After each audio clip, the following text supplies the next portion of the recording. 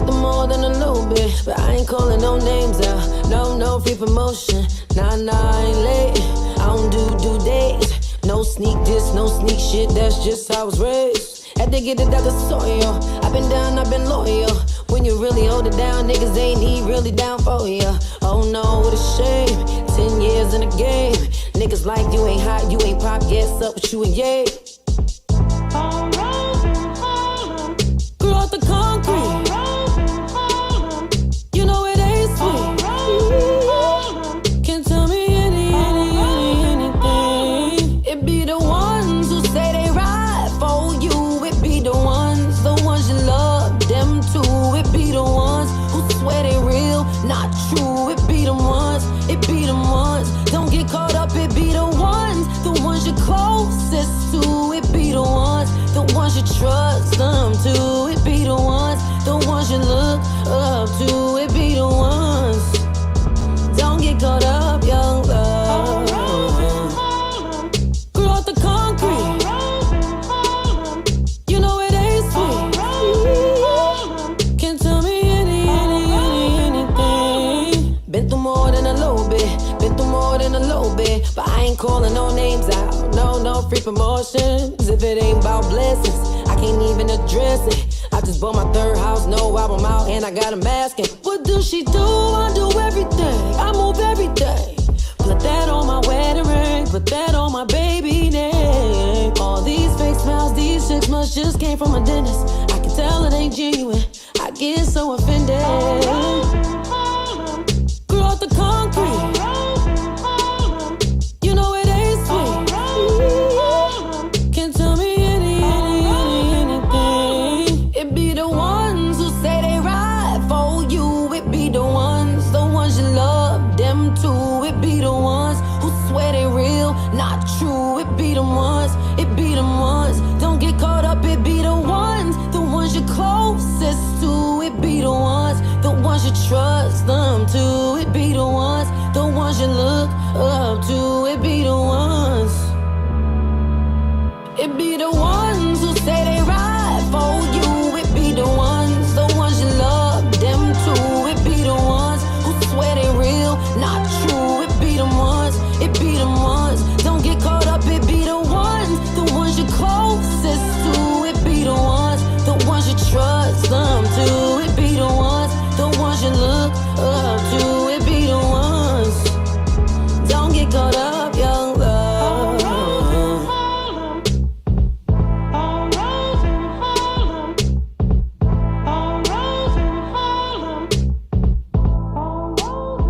Don't get caught up, young love.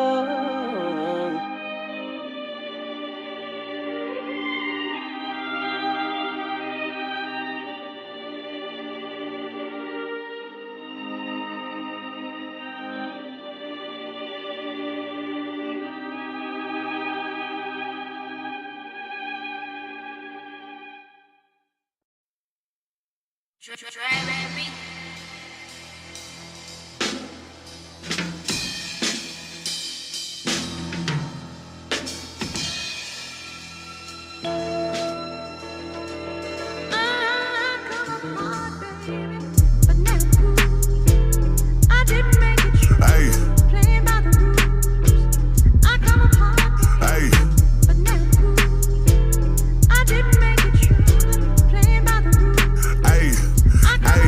See these niggas be capping and lying, they really not like that. Nigga play like he won't get his life. Still hang with the killers and niggas in all black. Hell yeah, boy, we like that. Ayy, New Year, so we stacking for scat packs. Just hit a lick and pulled out from the Hellcat. Only smoke pressure, the best you can smell that. Turn the 2, 8, 2 or 3 with a scale at. Ayy, need bows, they gon' wrap it and mail that. Just put a 4 in the poppin' and fell back. Giving them trouble, they like where they help at. These niggas pussy, they twat, they big cat. Big racks all on his head and they kidnap. Ayy, no cap, this shit here, big facts. Kicking in doors at the kickback, get back like.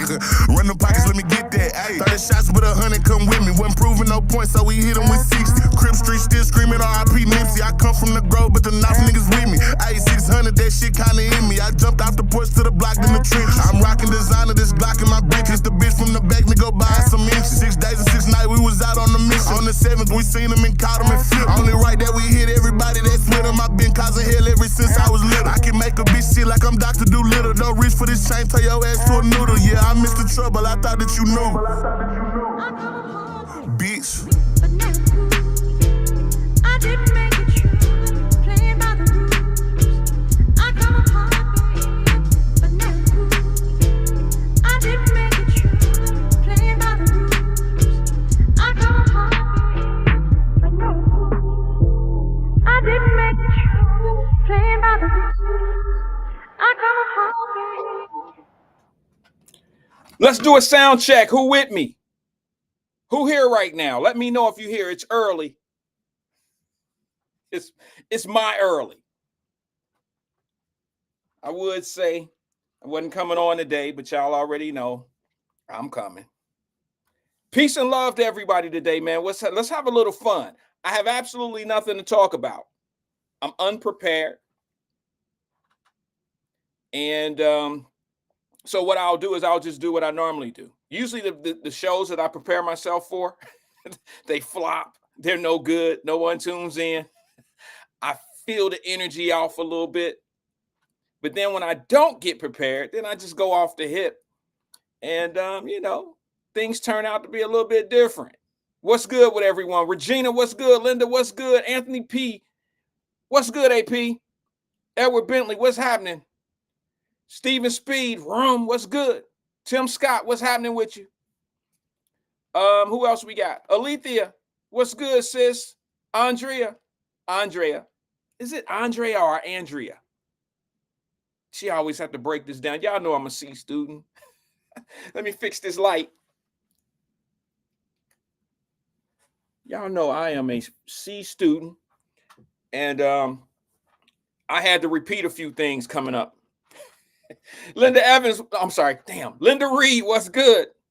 Linda Evans, what's good? Both Lindas are in the building. LL. I got something to tell y'all today. I hope she tunes in. Alethea, my sister, she said, hey, I see little man. I see Mr. Perfect. I see Mr. Perfect.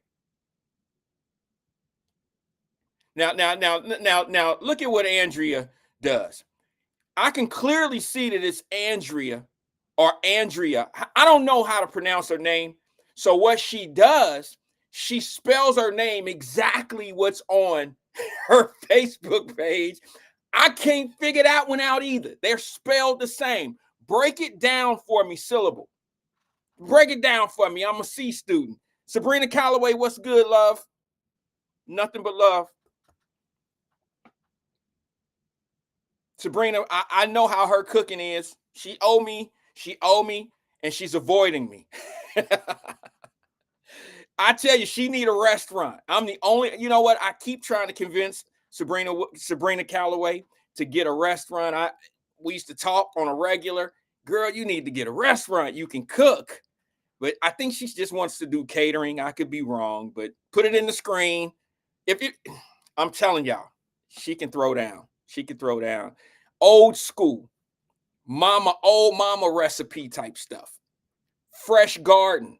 My brother Steve Spencer, we had a conversation the other day, and he said that you got some fresh garden vegetables and stuff like that over there. And I'm like, yeah, man, it's hard to find good fruit. It's hard to find good vegetables and stuff.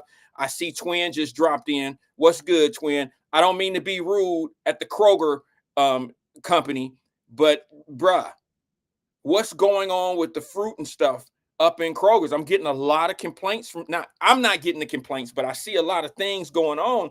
Kroger's and their fruit and the vegetables is falling off. You understand? I mean, but it's not just Kroger.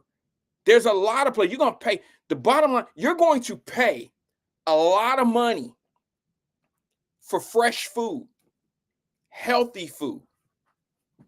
You know what I mean? It costs. And even that, if you go to the fresh market, you got to be careful over there because the fresh market is not all that fresh anymore. Fresh market is not doing it like the fresh kind of way they used to do it. Remember, they had apples. You can buy 4 apples for $1 at Kroger probably. Well, now you go to fresh market and, those apples are like 75 cents a piece. And they're not that good. They're not that good. It's just fruit and stuff is very hard. I think it's the chemicals that they're they're putting in these fruits and vegetables. The steroid is what I call it. I'm sure it's not called that. You know, I got my own way of calling things out. It has to be the steroids that's making them grow fast.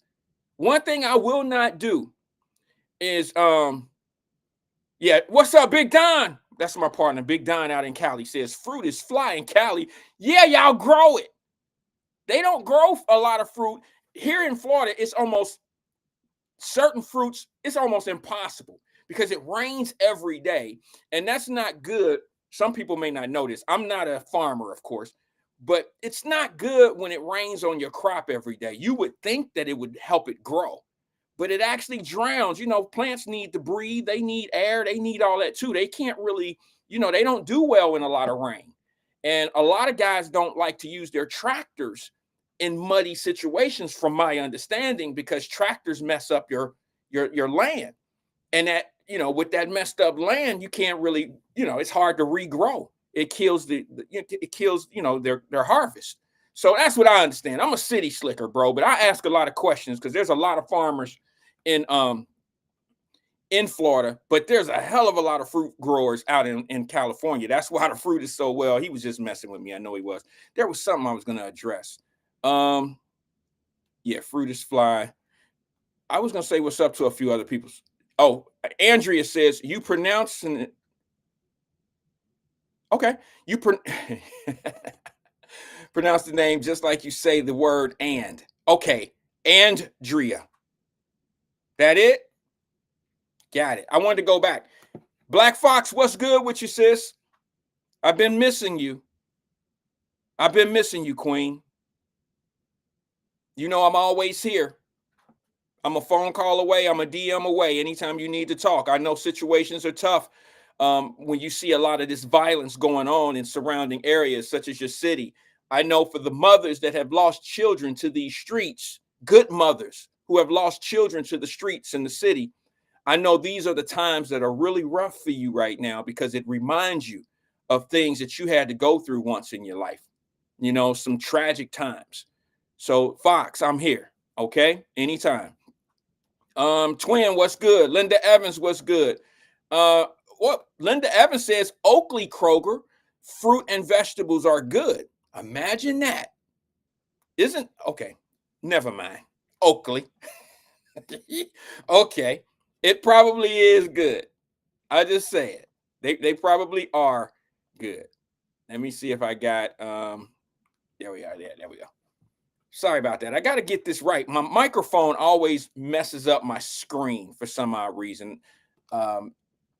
Text will tell me. Linda Reed, what's good? She said, Aldi has sweet watermelons. I was going to say something about watermelon because I grew up on watermelon. I don't care. I'll eat watermelon in front of anybody. I don't believe that those stereotypes slow me down from doing anything. All right.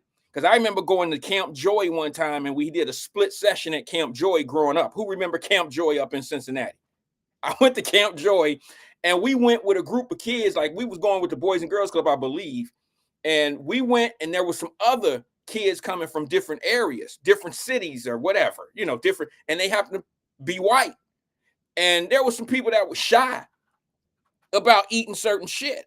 And the day we had chicken and watermelon, the white kids beat us to the line. They beat us. They beat us. They cut in front of us and beat us to the food. So I don't let that old stereotype shit rock with me. It don't bother me whatsoever. Let me get this screen right. If you guys give me 2 ticks, man. Let's see if I can get this. I think we're gonna have some fun today. All right, let's see if that'll get it done. Let me just see if I can get this done, man. My apologies, yo. My lighting is a little off today, and I'm going to do the best I can. Hold on one second. Let me get this right because my lights are off. One of my lights, it didn't go out on me. Well, yeah, it did. It went out on me, and I didn't have time to set the other light up because I'm not really a studio dude. You know, I don't have a lot of time to adjust cameras or do all the things that, you know, the technical people would do. But anyway, yeah, Camp Joy, we went to Camp Joy. It was some white boys and white girls there with us. And the day we had chicken, they damn near ran us over to get in line to eat. So I don't let that type of stuff bother me. What was it? It was Aldi's. Who was that said that? Oh, I was gonna say something about Linda Reed's watermelon. Sorry, I got a lot of messages coming in today. It looked like we're gonna have a packed house today. I appreciate the people that are here. Watermelon. I love watermelon. Black Fox says, I'm back. Okay. Thank you, Queen. I appreciate you. You mean a lot. You bring a lot to the table. You really do.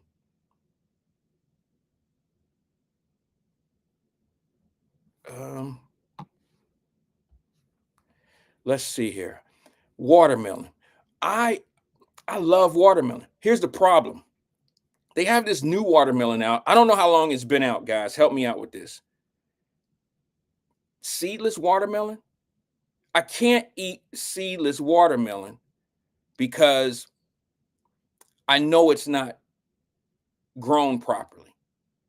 You feel me? Like I know that it has some type of chemical in it to kill the seeds. I don't know what it is. Like I said, I'm far from a farmer, or a grower. I don't grow anything. I mean, I don't know. I don't know how something grows that normally has seeds in it, and you can grow the seeds out, or you can make it where the seeds don't come in. I don't know how that happens. I don't know what's going on. I don't know what it is, but seedless watermelon doesn't taste the same to me. Seedless watermelon doesn't taste the same to me. I ate a seedless orange. I don't. Donna said that's been out, Wyatt. Well, maybe so. I just don't eat it. I can tell the difference. Anybody else? Sorry, guys, I got this feedback coming in. It's echoing here. Let me just. All right. It doesn't taste the same to me. Seedless watermelon, seedless oranges, seedless fruit, things of that nature it doesn't taste good to me. Yeah, Ben Thomas says, don't eat anything. Sorry, my monitor I'm having a problem today. We're going to get on track. I'm going to do it. I'm going to do it like the band when the music go out. I'm just going to go a cappella if I have to, if y'all know what I'm saying. Ben Thomas says, don't eat anything that doesn't produce seeds. I agree. When it comes to vegetables and fruits and things of that nature. Sabrina Calloway, who I know farms, not necessarily a big farm, but I know she grows her own stuff. She says anything seedless is genetically, let me take this my retainer out. Genetically modified. Excuse me. I got a retainer. I wear braces at the bottom. So I have a retainer, and I can't say certain words with my retainer in my mouth. So I apologize. But yeah, I agree. It's not naturally grown, and I just can't get into it. It usually doesn't taste as sweet, and it has chemicals based to it. And I can't get into unnatural fruits. But you're gonna pay. You're gonna pay for natural foods. You're gonna pay for sweet, for the real sweetness and the natural sweets and the things that come from freshly grown vegetables and fruits. And that's just, I guess that's what I'm just gonna put my money on. But that all being said, man, let me move on off of that. Big Don, I appreciate you being here, brother. None but love. We got to connect soon. I'll be out in the LA area soon. I'm gonna try to get all my traveling in this year, because next year I'm gonna lay it down. I won't be doing as much traveling.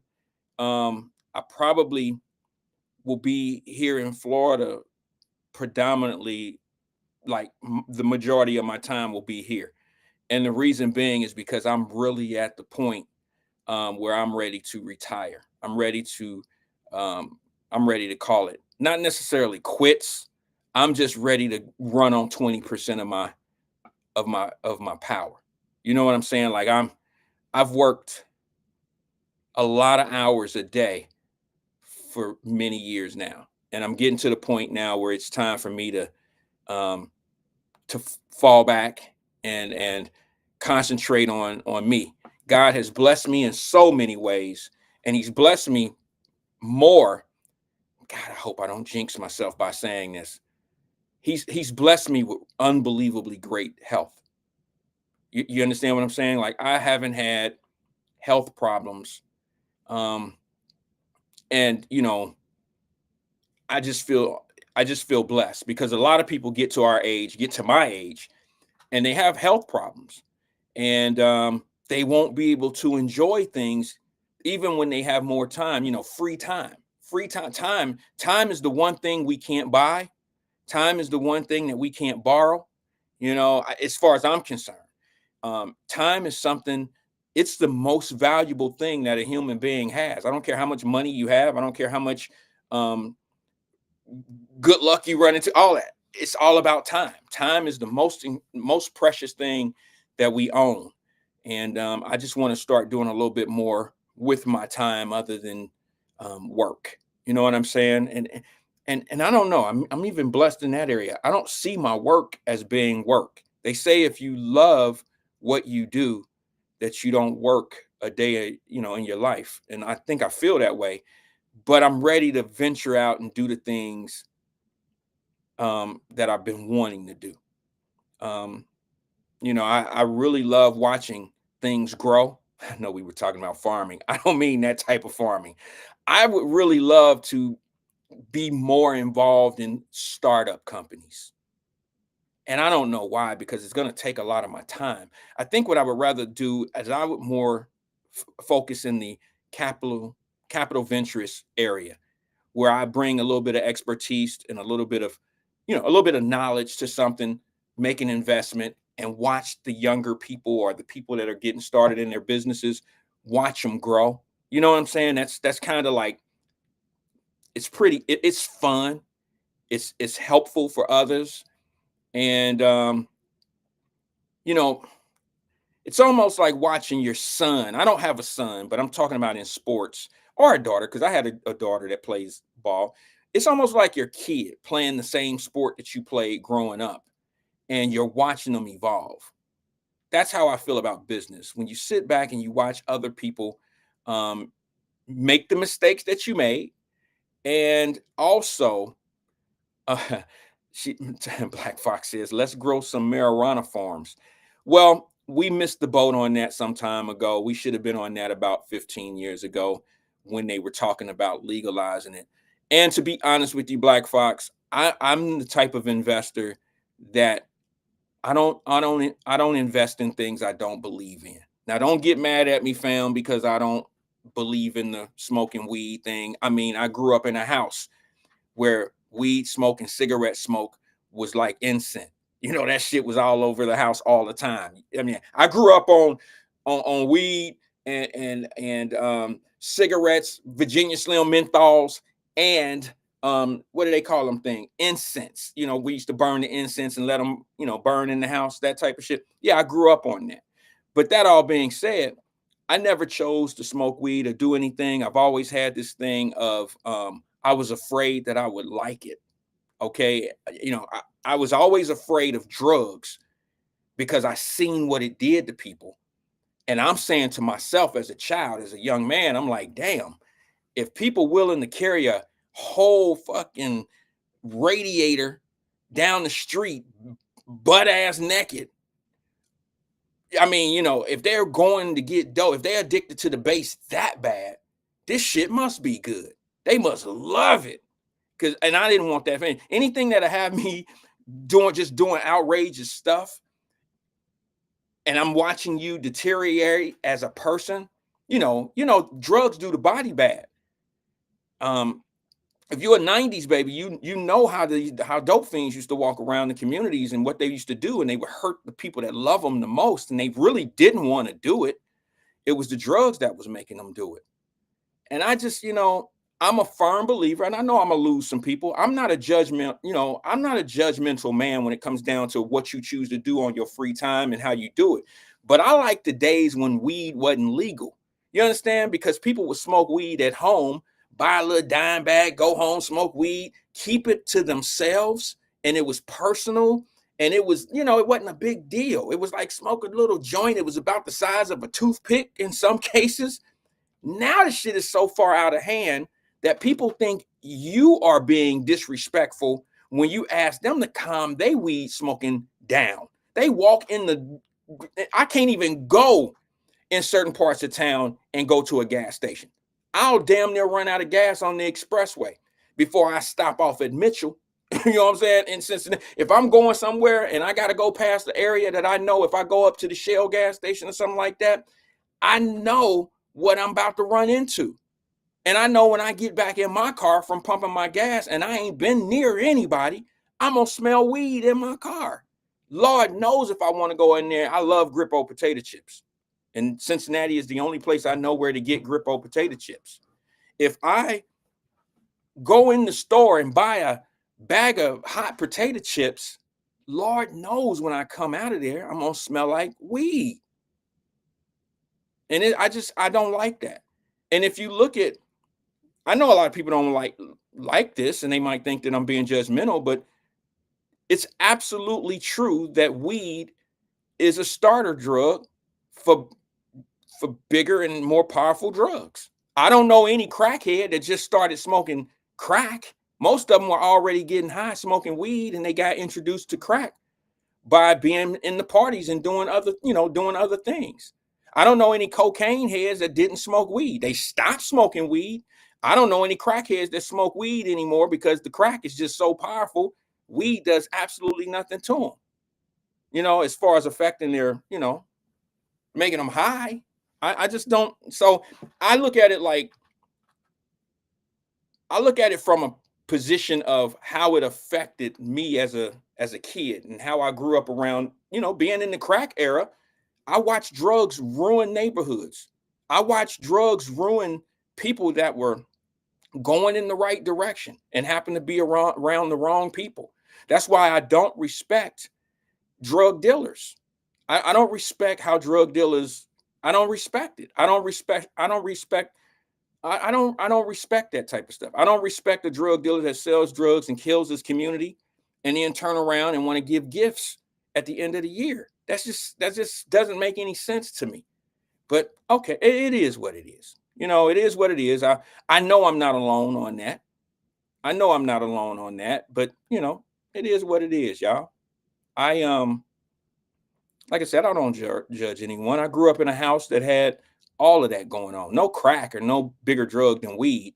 But I just wish that people, and when you look at the government getting into the sale of weed in these states, allowing these things to happen, and if you listen to music and you do all this combination of things that are just harming people, people are selling out for the money. And then the states are not regulating it the right way. It's just crazy. Now that the states can make a profit on it, which is taxable, it's taxed. I can't condone it. I can't get involved in it. Not even for the money. I've had an opportunity, some people reached out to me many years ago and was like, look, and I'm not ever going to say who these people were, because these are people that y'all love, that some of y'all really know personally. And they're prominent names. I'm not going to say they prominent people, but they're prominent names in your area. But they reached out to me about, hey, we can do this and we need this amount of money. And I just refuse to be part of it. I don't want to be part of the beginning of what I know is bad. And nobody can ever look at me from my hometown of Cincinnati and ever say, Wyatt invested in things that's just, bad for the neighborhood. I would never do that.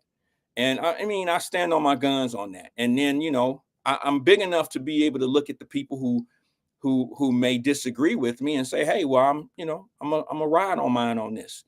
But no, Black Fox, not to be on you about that. I just can't get into growing weed because I know that kids stay home smoking weed. They skip school smoking weed. They do a lot of things surrounded by weed and fun. And that's just the beginning. That's the beginning. Now, don't get it twisted. I understand. One day I was coming home from work. This was years and years and years ago. And there was a prominent attorney that worked downtown.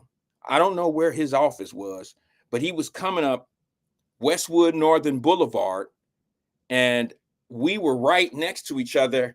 And I rolled up on him at the drive. You know how you stop at the stoplight? I rolled up on him. He didn't know me. I mean, he didn't know my car. I roll up on him and he over there and he's smoking weed. Like I see him sneaking in. You know how you casually riding in your car and you smoking a joint or whatever. And I seen him doing this. No, actually it wasn't him. It wasn't Lawson. I'm not gonna say his name, but it was a Jew lawyer. It was a guy that, you know, people to this day think he's probably one of the better defense attorneys. I mean, he's had his day. I don't think he's a shining star now. He was a shining star in the late 90s, mid 2000s, things of that nature. He had his run. He had his run. I don't agree with that either. Brenda Harris says, what about tobacco farms? Anything that's addictive, that, you know, anything that's addictive, I'm not really part of that. When people make bad decisions, I know tobacco is a little bit different. It is addictive, but it's not as addictive as drugs.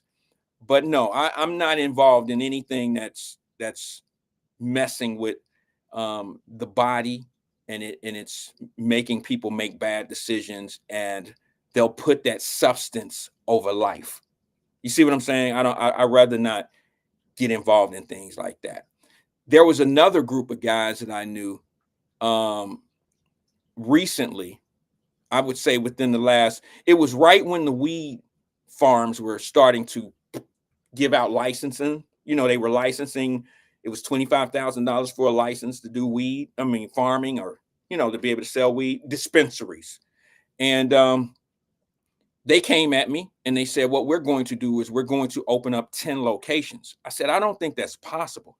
So they gave me the blueprint. They said, we're not opening up 10 dispensaries. We're opening up 10 weed spots. I said, a trap house? They said, no, not a trap house, but we're going to sell paraphernalia. And see, to me, that's sketchy, etchy, and all that old stuff. I'm not going to sell paraphernalia either. You might as well just be selling crack. You might as well just be selling dope out here. There's things I won't do for money. All right. I just won't do it. It's probably a little easier to say that when you have other options in life. Okay. But I think anybody that has the money to invest in that has the money to invest in other things. That's just my opinion. For each his own. And I could have been, and they're a pretty big organization. But look at what happens. Did you all see the guy in Cincinnati? I don't know what ethnicity he is, but they got shut down like a month or two ago. They had all these dispensaries and they were selling things in there, and they were doing a lot of illegal activities in those dispensaries. And that's what comes with that type of stuff. And God did not bless me to be in the position to make moves so I can get out here and make dumbass moves. I had a buddy of mine who watched me in the industry, in the bonding industry. And I was really trying to show him how it was done and how to do some things, because our mamas didn't raise us to understand certain aspects of business. And I was really trying to show him how to do it. And for some odd reason, he couldn't get past we can do it this way. And I'm like, that's not the proper way to do it. We can hit a lick. I'm going to just throw real numbers. We can hit $1 million, $2 million lick doing it the way you're talking about. But there's a real huge chance that it's going to come back on us, and we're going to owe that money. Plus, we're going to be facing federal charges. And it's like, so what, bro? If we can stand the knock, I can't stand the knock. Some people put money over their families. Like, bro, do you understand that it's not about the money? I won't take $1 million over my family when I can earn $1 million doing something the right way. I got time. Tell me somebody, unless you're sitting here dying, I got time. If somebody told me that I can make $1 million in 5 years, or I can make $1 million in 6 months, the 5 year I can get it legally. The 6 months, I'm going to have to watch my back. Now, some people, even on this platform, will take the 6 months and take their chances. Me, I got a family. Give me 5 years, I'll stack the mill. Because I want to be able to retire. I don't want to ever be able to say, hey, they after me. They at my ass. I don't want to live like that. The slow grind beats the fast money all time, every day. And like I said, partner told me, like, man, fuck it. Let me do it. I'll do it. Keep your name off of, you know how frustrating it is to grow up with that type of background, that type of environment, where no matter how right you try to do shit, there's always going to be people that want you to do it the wrong way. And they don't care what would happen to you. They don't care. They don't care if it'll send you to jail. They don't care if they'll have to go to jail. And I used to always be like, I got shit to do tomorrow. I can't go to jail. I cannot go. I love you too, Black Fox. She said, I love these conversations. It's needed. People don't like them, Black Fox, but I'm going to keep doing what I do, sweetie. You know what I'm saying? I'm going to keep doing what I'm doing. People think I be preaching. They think I just be talking shit.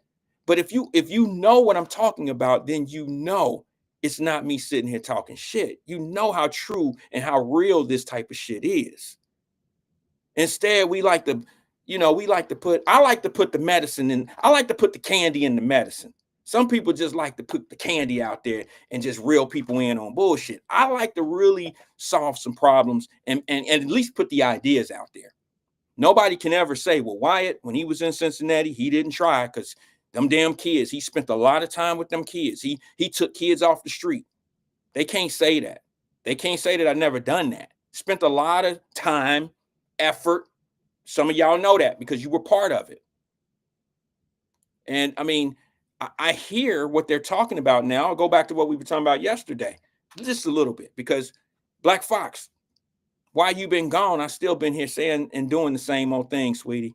I promise you, I'm never going to change. I don't care who come and go. I'm not going to change.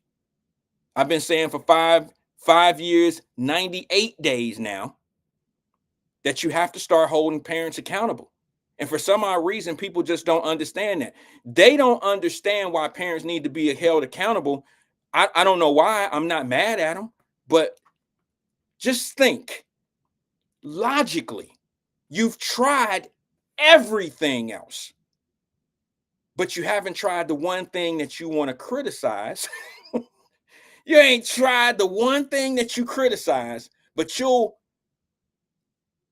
I don't get that, I don't understand that. That's just me. I don't understand how we come up with, I know why some do it, but I don't understand why some people just don't be like, bro, sis, we've tried it all. We put every program out here. You didn't let all your little race hustlers get the money. There's other ways to fix this issue. And it's not always putting money and throwing money out there. Those aren't your solutions. The money is not the solution. Trust me. It's the people. It takes people to make the change. And then I hear people, well, people want money. Then they're not doing it for the right thing. They're not doing it for the right thing. If you're trying to make a change and it take money to make the change because your time is worth money, then you're not really about that change. I mean, that's just how I feel. I could be totally off on my point, but I've seen people get in positions and this is their hustle. Their hustle is the kids. That's just it. Get mad at me if you want to. E-Man, what's good? He says sugar is addictive and destroys your health, but I ain't never heard of anybody for no, neither have I. Black Fox says I was there in the beginning. I might be part of the 4, but I'm definitely in first 10 group. I hear you. You've been around for a while. That's why I missed you. I knew you had been, you were here at the beginning and somewhat of the beginning. And I know when people are here and when they're not. I know when they're here and when they're not. Stephanie, what's good? Steph Cub. I was thinking about her yesterday. I got 2 people I was thinking about yesterday. Not like that, y'all. We go way back. We death row tigers. We with row tigers. I was thinking about you yesterday, Steph, because we were talking about people who grow up still looking like they used to when they were kids or in school, and you one of them. You the first one jumped in my mind outside of the, what I was talking about. we were talking about me. Someone said I look just like I used to. And I wonder if that girl is going to get on here. Her name was Tara, yesterday. Her name was Tara. I did a little deep dive, did a little research. I hope Tara comes on the show today. Tara, if you're here and I missed you, let me know. What? Tracy said, you ain't no tiger. Okay. Because I didn't graduate from there. I went to Withrow to the 11th grade. I had to leave. If I wouldn't have left, I would have failed the 11th grade. Do you know how hard it was to be at Withrow and run with the crowd, run with the clique that I ran with? Shit. Bruh. I had to concentrate, not on the books. I had to shit. Steph know. The crowd I ran with, you had to have your shit together. If you ain't have your shit, and it wasn't about school, it was other stuff. Them guys had thank you, Steph. She said he's definitely a tiger. That's what's up. See, tigers got each other back. And that's crazy because Tracy Dillingham, I ain't no honorary. I'm a tiger. If you ever got suspended, or if you had to deal with Dr. Brown or Mr. Brown, whichever one, I had Mr. Brown for history, and then Dr. Brown from That's Incredible was our principal. If you ever had to deal with any of them, you are a tiger. And if you had to deal with our crew, our clique, well, Maury, Sean, Leonard, shit, that's the circle. So, I mean, y'all remember, Steph, no. I went to Taft too. Now, Tracy Dillingham, correct me if I'm wrong. Is it fair to say that I am a Taft senator? Because I went to school at Withrow in the 11th grade, but I was also at Taft High School in the 11th grade when my mama was pregnant. I went to class with her every day. She was in the 11th grade when she was pregnant with me. I'm a Taft senator too. Both Cincinnati high schools. I was there in the 11th grade. Yeah, Tracy Dillingham said Leonard Walker and Maury Eskins. My peoples. My people. Yeah. And people make decisions and do things. I wasn't quite,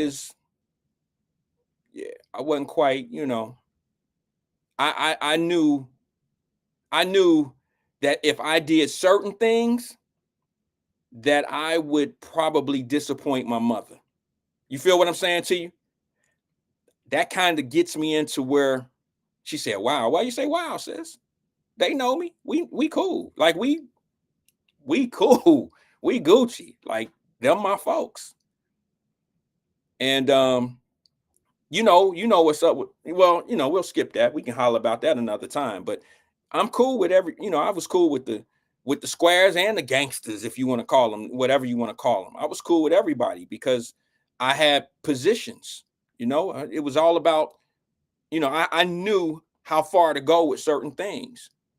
I knew right from wrong. That's why I always preach. If you hear me preaching, yeah, Tracy Dillingham, Dr. Brown was that lean on me principal. Yes, he was. Did y'all remember he was on That's Incredible? Remember that old ass show back in the day, That's Incredible? Y'all know Dr. Brown was on there. That's Incredible. He was really who Lean on Me was about. You know what I'm saying? He was a Cincinnati principal, and we had him. He used to walk around with a megaphone. I ain't never seen him carry a bat.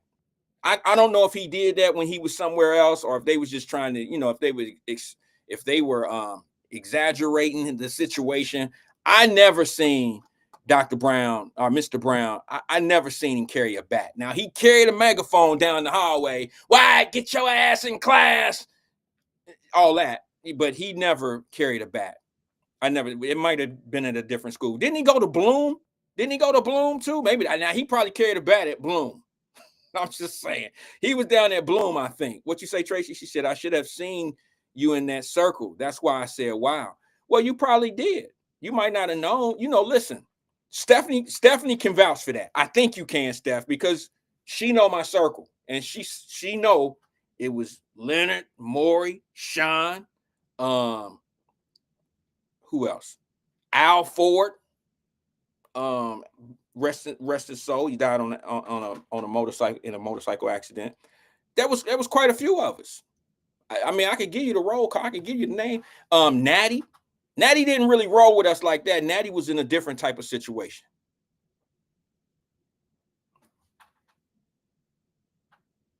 Yes, he did. Tracy Dillon said, every day he said, you must achieve academic excellence. You're talking about Dr. Brown. He sure did say that. He was very strict. Let me tell you what he did one time, then I'll move on with the show. Some might be interested in this. Yeah, Al Ford died, Tracy. He passed away in a motorcycle accident right on Mitchell Avenue. Right on Mitchell Avenue. Somebody hit him. He was on a motorcycle and he was coming off the exit. And I believe somebody came from behind him and hit him. And yeah, it's been a minute. Stephanie Covington said, yes, the bad boys. I wasn't really considered a bad boy, not me, but that's me trying to sugarcoat shit. I really wasn't. I mean, I knew, y'all got to understand, back in those days, nobody forced you to be a gangster or whatever you were. My friends loved me, and especially my friend Sean. He would be like, bro, this one ain't for you. Okay, you know what I'm saying? Now I'm gonna go if I want to go. I had choices. We all had choices. You don't have to go out and be a thug and all this old shit unless you really want to be that. You understand? That's why I don't have no love. I don't have no compassion for people that make bad choices, because they don't have to go. Donna, now you know you my auntie. You did like that. I don't know why. There was love. He wouldn't let me do certain things. You understand what I'm saying to you, sis? He wouldn't let me do certain things. He'd tell me like, nah, this one ain't for you. You know what I'm saying? And I make my own decisions. And it's different today. Today, I think the influence is worse. I really think that the influence is worse on these young men, because I think they seen as, if they're not rough and tough, if they not making moves in the street, if they not this, if they not gangster and this and this and that, I think that they get shamed as being soft. Now, it went on a little bit when we was kids, but like if I decided not to do something, they never told me I couldn't come back around or they gonna try to beat my ass. It wasn't like that. They just enjoyed they little whatever it was they was getting into. If it was money tied to it, which in most times it was never just fun. At a certain point, they're doing it for money and they're doing it to be able to, come up.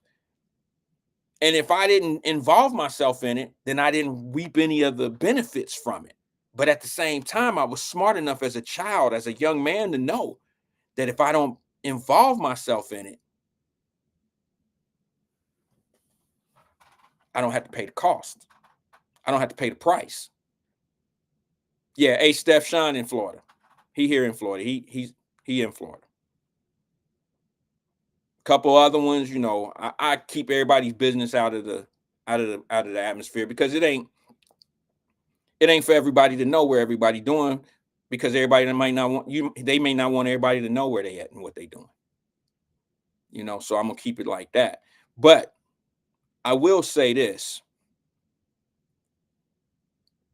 We have choices. The kids that you see out here fighting and doing the things that they doing to this day, they have choices. The pressure might be a little bit more severe. And I mean this because social media helps fuel the ignorance, the dumb shit. I put a post in the Wyatt Live Messenger group, and got you, Steph.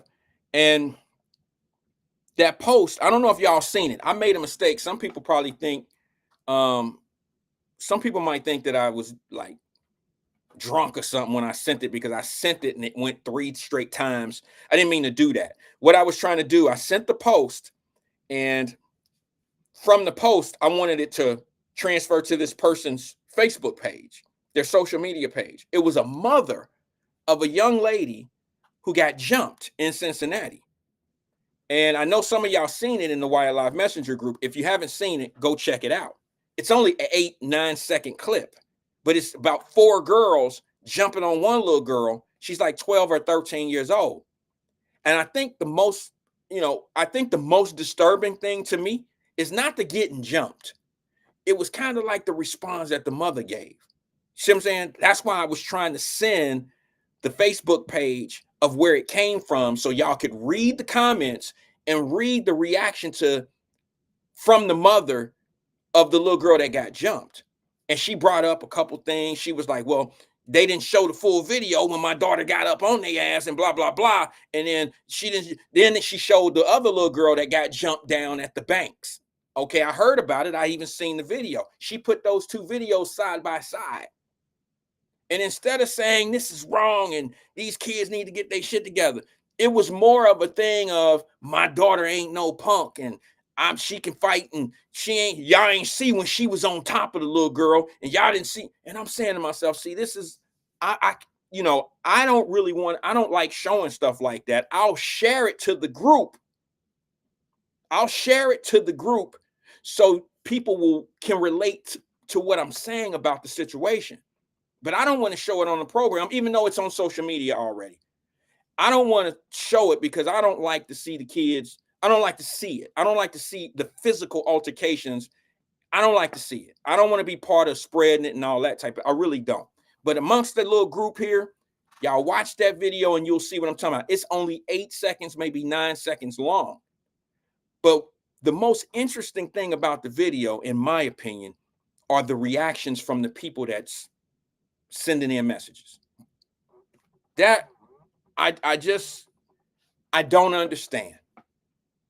I'm not understanding, and I'm not saying anything bad about this parent because she was saying things like, I'm a single mother out here and I'm getting it done and I don't need just no sperm donor. You see what I'm saying? I'm like, oh, I hear what's going on in her mind. You know what I'm saying? There's a lot going on there. Linda Evans said, some parents are the problem with these with these youth's behavior. That's always been the problem. That's always been the problem. I know there's some folks that don't want to acknowledge the whole issue. And then there's some people that will say something about it. And I respect everybody's opinion. Okay. But I have to be honest and say, when you've tried all these programs and you constantly say these kids need work programs, these kids need places to go, these kids need things to do. Have you seen the help wanted signs at McDonald's, the grocery stores, the yard work that needs to be done in people's yards? You don't need DY. What was that one we had? Okay, sorry, I got a mess. DY, what was it we had? CYA or something like this? CCY? You don't need CCY. You don't need it. It'll be nice to have. But there's way more jobs available in the free market than there ever was when we were younger. You understand what I'm saying? I mean, McDonald's was never on our list to go work at when we were younger. It was there, but it wasn't like it is to this day. You know, some of these restaurants like Arby's and some of these other places are not only offering $14, $15 an hour, they're offering college reimbursement. I don't understand why we always got all these excuses that you just will never die. These kids need somewhere to go. These kids need something to do. Look at all. I know I said this. I know I said this the other day. Look at all these places that these kids have to go, and they have things to do, and they go there and they ass it up. Kings Island, the skating, down on the banks. All these are things to do. It's not that they don't have anything to do. It's they don't know how to act when they get to these places that offer things for them to do. It has nothing to do with the lack of resources, the lack of anything. It's the lack of parenting. It's the lack of my child don't know how to act when they probably in the home and don't know how to act when they get outside the home. And I think personally that it's ridiculous when you don't want to hold a parent accountable for what their child is doing. If they kid get in an accident at 16 years old driving a car, who's responsible for the kid's actions if they're found to be liable for the accident? The kid don't get sued. The insurance company don't look at the kid. They look at the parent. The parent allowed their kid to go into a car and get 3 or 4 speeding tickets. They hold the parent accountable for the actions of the child. Everything is that way except criminality. Everything else is that way. Make it make sense to me that if kids are doing crimes, why aren't you holding the person responsible who's allowing you to go out there and beat it? Who actually, and I'm not saying in all cases that you raised a criminal. I'm not saying that. What I'm saying is there's certain things we have to put in place that parents have to be able to recognize. If your kid is getting in trouble on a regular basis, there has to be something in place for that parent to be able to turn to.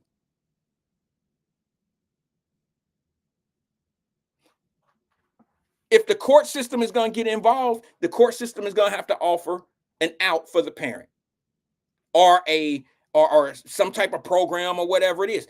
It doesn't have to be jail. It doesn't have to be jail. But if you just do absolutely nothing, this is what you end up with, where we are right now. And what I mean by that is this: everybody twiddling their thumbs. And then the people that are trying to be productive in the conversation of solution, they're looked upon as being crazy. Like, man, that's crazy as hell. No, it's not. What's crazy as hell is the outcome, it constantly being the same outcome, doing the same thing over and over again, and looking for it to be different. That's crazy to me. Y'all don't understand. Most of these kids that are in these situations come from parents that have conflict resolution problems. They don't know how to handle problems. They don't know how to turn it down from being up. They're easily triggered on things. A lot of this is taught behavior.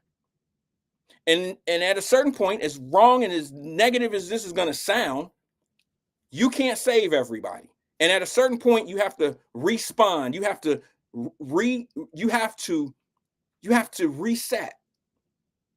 And you have to get to a point where you have to tell parents, okay, if your kid is going to be out here acting a fool, we're going to hold you responsible for it. It might not be the 14 or the 15-year-old parent.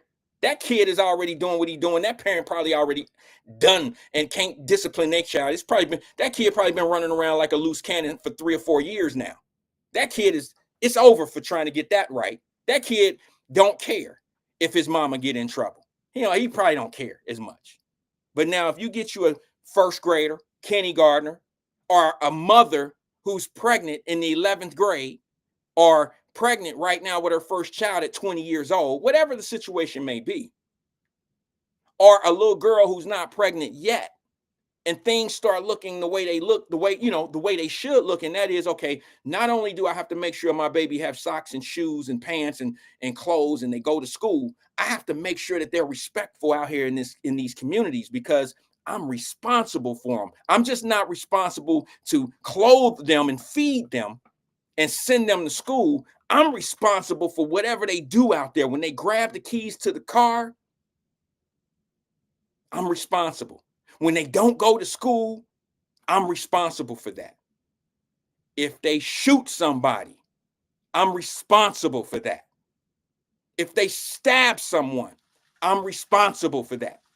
If you have that deterrent before they get 14, 15 years old, the whole way you raise that kid from birth will change. That's how you change a society of people who have total disregard for life, or total disregard, or they want to listen to the music that teach them how to be that way. No, that's how you change it. That's how you change it. If anybody ever asks me how you change it, you change it at the sandbox. There's no easier way. That's the easiest way. It has to start way before they in tune. And have y'all seen the parent? Now, I ain't going to say it because in most cases, it's the mother. And I hate to say it that way, but in some cases it's the father too, because when the daddy come pick him up for the weekend, if he ain't in the child's life or he's in the child's life part-time, the daddy get him on the weekend and he dress him in the Jordans and the throwback hat and all this old bullshit, and he make him look like the front line of the thug life. They out there doing that shit together.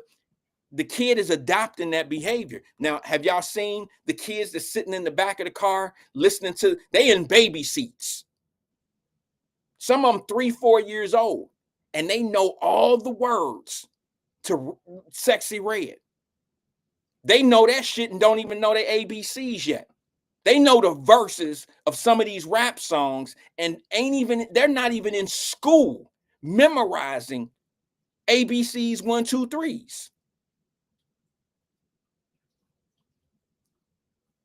And I think that's where it's important to make the change, to make people understand, okay, your problem can't become our problem all the time.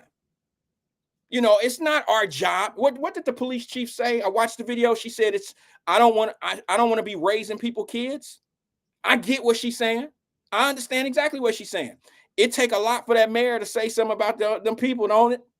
It's like pulling teeth. It's like going to the dentist when he got to say something about the people because the politicians don't want to piss off voters. You ought to be recognizing what's going on here. When they don't really want to tell you the truth, that means the truth is probably against them. Think about it. Why would I want to say something that's going to hurt what's my progression? If I tell y'all the truth about what's going on here with these crime rates, that's going to hurt me because y'all going to want me to do something about it. That's what I'm talking about if I'm the mayor. That's why they come out here, give you these manipulated ass numbers talking about crime is down. I've been telling y'all for how long now? Like, okay, crime is down the way they want you to see crime to be down. How you had all these. Does it say something special to you? Is it a bar when somebody says crime is down from where it was last year and you didn't had all these shootings in a week and a half, 2 weeks? So you want me to believe that? So what it tells me is, damn, last year must have been a motherfucker. That's what it tells me. It don't tell me we doing better because we ain't as bad as last year. Maybe last year was just really, really bad and it's going to take us some time to catch up to it. I think they know the truth because in all this time we've been here, 5 years, 98 days, I ain't heard one politician, one police chief, one mayor, one city council. I ain't heard city managers. I ain't heard none of them say anything about parents. Correct me if I'm wrong. If you've been here, that's what we've been saying. Now all of a sudden we can't raise people kids. So either they've been listening to us over here or they just come to realization that it really is what it is. And it's not that hard to figure out. It's just very hard to tell the truth about. Chances are, when you see some of these people that are getting in trouble at 13, 14, 15, and 16, we all know. Not all, but the majority, you go to knock on their door and you'll say, oh, okay, I got it. Makes sense now. Makes sense. But what we like to do is we like to take the soft target. We like to go create programs. Hey, when you start setting up programs for parents, then you own to something.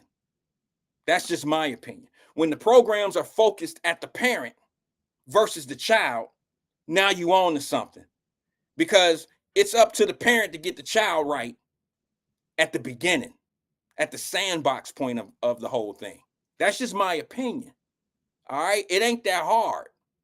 It's not that hard. Most kids that do well in society have pretty good damn parents, whether it's a single mother, a single father, no matter what it is. If it's a black man raising a child or a black woman raising a child, if that parent is on their P's and Q's and doing what they're supposed to be doing, chances are, and I'm not saying there's no exceptions to the rule, but chances are that child is going to be a pretty good damn person.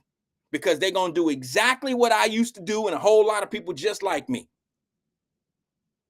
And that is this. I can't do that shit. My mama, man, shit.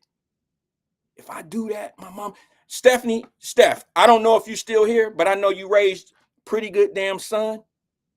I know him. I know he's respectful.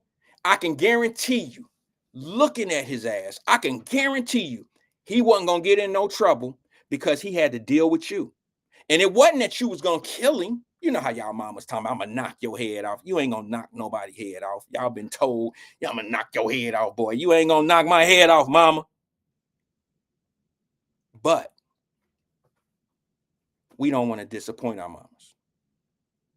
Just as much pride as we take at scoring a touchdown and saying, mama,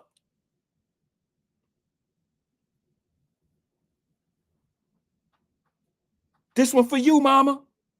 I don't see dudes coming out of the courtroom getting 5 years saying that shit. Nah, they disappointed their mother. But you know what would be more disappointing to a child is if he or she is out here doing a bunch of dumb shit. And not only are you disappointing your mother, but now you know that your mother might have to go to jail or your mother is in financial situations because of what you're doing. Oh, not only will that disappoint the mother, but the child might be raised a little bit different because the parent might look at parenting a little bit different. Maybe some of these kids that are about to have kids might think about that type of stuff before they start having children. Man, it's more than just having a kid and getting me an apartment in law homes and having my own crib. I remember girls used to say that shit. I can't wait to move. You know where they couldn't wait to move to? Clark Street. You live on John with your mama and you and your mama getting into it and shit, and you can't wait to move. You have a child and you get your own CMHA apartment, and that's a come up in your life. It's a cycle. It was. It just don't look the same, but it's still there. Because now we get vouchers and we move into different areas in the Cincinnati area and surrounding areas. It's the same shit. But now you got these people moving in areas and they're not accustomed to the area. They're not accustomed to the ways of the suburban. You know, now they're taking vouchers and shit. And you got people out here and you could tell. That's why certain neighborhoods are the way they are. I do. Terry Coleman said, do you really think these kids would care? I think so. Not the kid, not the 14 and 15-year-old now, Terry. The 14 and 15-year-old that has been primed at birth in the sandbox. That's the one that you have to raise different, because now mama got responsibility that if my child get out here and do something, just like if you hand that kid some keys to a car at 16, mama's responsible for you. And here's the thing. Let's just use a single mother just to make my point. If that mother is responsible, you better find the daddy who's on the birth certificate and make his ass responsible too. It might make a father be more involved in their child's life.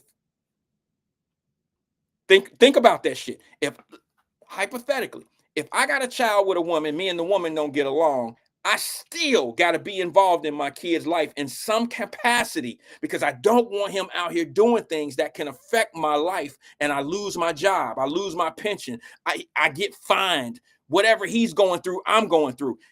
You know, I'm not big on government getting in your business, but I do believe that some things has to be done. And what I mean by that is you got to hold people accountable in ways that they're just not used to. And if fathers were being held accountable, not just in child support court, but in court in general with their kids out here doing what they doing to people, if fathers was more involved, maybe it take the courts to make their court. And it might not be the court tell you got to see your kid. No, it might not be that. It might be a dude out here who got a kid who says, man, I got to check on my son. He out here wilding. My father didn't know. If my father knew that the shit that I was doing would affect him, he might have been more involved in my life. If he could do some time or pay a fine or whatever the penalty may be, he might be a little bit more involved in my life because he don't want to be affected by my bad behavior. I don't understand what's different between other bad behavior versus criminal behavior. I don't understand why you be punished for some stuff. Look at school. I said it the other day. School. The system wants their $13,000 for you to be enrolled in their school. $13,000 a year is what public school get for you. It's different in different cities. And if you don't show up for school, they'll blame the mama and say, this is truancy. You got to show up for truancy court. You're responsible for your son to be here in the court, in class, Mrs. Wyatt. And if you're not in class, they get your mama in trouble. Yeah, your mother down there sitting in court for some shit that you not doing in school. Why is that? They'll bring you down for not going to school, for your kid not going to school, but they won't hold you accountable for the shit your kid doing out in the streets. I got my way. I know, I have my opinion of what it is. Because they either gonna get you, and I said it yesterday, they either gonna get you for the money for school, which is $13,000, or they're gonna get you in this criminal justice system. I don't know if y'all know this, but just because a mama may not give their kid money for a lawyer, the the public defender's office is not free. I know y'all think it is because you ain't got to cut them no check. If you catch a murder case and you go get Clyde Bennett, you're going to pay him healthy for that defense. But if you have to go get a public defender, you ain't got to pay a dime. The people pay your way. You might not have the best representation, but guess what you just did? You just fell into a system where if they couldn't get that school money from your ass, they're going to get that criminal money from your ass. You now in a different system. It's crazy. It's absolutely crazy. And sometimes you got to force people to be better for themselves. Sometimes you just have to do that. And I'm not trying to be evil, nasty, or uppity or none of that shit. I just know that kids that come from certain families, as much as we was out in the streets, we still have choices and we still have our mamas in our mind. I'm saying it from my point. My mama was on the tip of she was right there with me. She was on my shoulder like this towel when it was time for me to make a certain decision. And if I knew, if I had, for us, our generation, it only took my mama to be disappointed in me. It didn't take my mama would have to pay the consequences of what I'm doing. It didn't take that. But I think some kids need that extra push of, hey, I'm out here clowning. I'm out here doing this. I got to be careful because my mom, my mother she already struggling with me and my brothers, my sisters or whatever. I can't put her in that position. I can't do that to my mama. I can do that to myself. I do the time. Mama ain't got to do no time with me. That's the attitude of these kids. They don't even think about doing time. It's no big deal because time is all around them. They grew up around people that do time, did time, doing time. It ain't shit. It's actually a freaking notch on the belt for some people. It's not a deterrent. For some people, it's actually a badge of honor. It's ridiculous. Crazy. Let me see if I got the phone. Yeah, let me go to the phone lines. Good afternoon, caller. This is Wyatt. Who am I speaking with? Hey, how you doing, Mr. Wyatt? This is CK, sir. CK, what's good with you today, brother? Oh, man, it's that one feeling that, when you're feeling hopeless and lost. Hopeless and lost? I felt that before. Yeah. Oh, my God, man. I can't get in touch with mama. Ain't that the worst, man? You can't get in touch with who? With mama. Yeah. Man, I've been calling her since 2:30, Wyatt. And, she down there by herself. And, I can't get to her physically. It takes how long it takes to get to the ATL, man. So, and I ain't, you know what I mean? So it's just that hopeless feeling. Like this when you have to pray. See what I mean? Yeah, you saying, CK, I'm sorry, I couldn't hear it at the beginning. Are you saying you can't get a hold of your mom? Yeah, man, that's a scary thing. Yeah, it is. I would do anything to be able to talk to my mom again. Like you said, these are the worst. I had to call you because I know you can relate. You know, you got loved ones, and I know you done been through this stuff. And this is when prayer takes effect because we had nowhere to go. I'm calling Wyatt. Wyatt can't do nothing, but he can relate to my situation. Am I lying? No, you're not. I can relate. Yeah. I've never So I'm had a problem hopeless. getting a hold of my mom until she passed. So I've never gone through that. For real? No, that's not normal. Oh, so you can't relate to me on this one? No, I can relate. I mean, I don't have to be in that situation to look. I have a mom that's not in my life right now, so I can relate not being able to reach her and talk to her and hold her and talk to her. I can relate to that. I can't relate to her being here and going through what you're going through. I can relate to it, as much as I can imagine what it must feel like. Let's just say that. Mr. Wyatt, do you know what's worse than having a murdered child? No. A missing child. Because the uncertainty, not knowing destroys you. It could even lead to health conditions. That's what can eat, because even if they was murdered, you have closure. But missing, you don't know, your mind is racing. You see what I mean? The mental. No. You're on point. I understand that. Yeah. It's almost like when people have missing children and they say, hey, it's been 3-4 years or 5 years or 20 years, and they still searching for that. I think they're searching for the closure more so than the child, because I think reality kind of sinks in. If that's where you're going, that chances are my child is probably not here anymore or whatever. You know what I'm saying? I think those people, I've seen stories on the news where they were like, we're just happy to get the closure. I understand what you're saying. Yeah, so I could call a guy like Wyatt when I'm in pain because we have verbal sparring sessions, but he's a genuine guy and he's going to get you through certain things. This is, like you just said, we got people missing 3-4 years. My mama missing 3-4 hours. It's 10:30 this morning. Oh, come on, CK. No, but you just told me you never experienced what I'm experiencing. So are you a person that do you talk to your mom on a regular basis? I mean, like frequently each day? I'm my only child, sir. Okay. Well, you say it's been since 10:30 this morning? I've been blowing it up, at least 11 of them. At least 11 of them, sir. Okay, maybe she had an appointment that she just didn't tell you about. Right. I'm going to, but what gives me a little relief, have you been to her house yet? Huh? Oh, wait a minute. You say she's in Atlanta, right? Yeah, I'm sorry. Sir, my apologies. Devastating. My apologies. Yes, so, I would have been kicked out.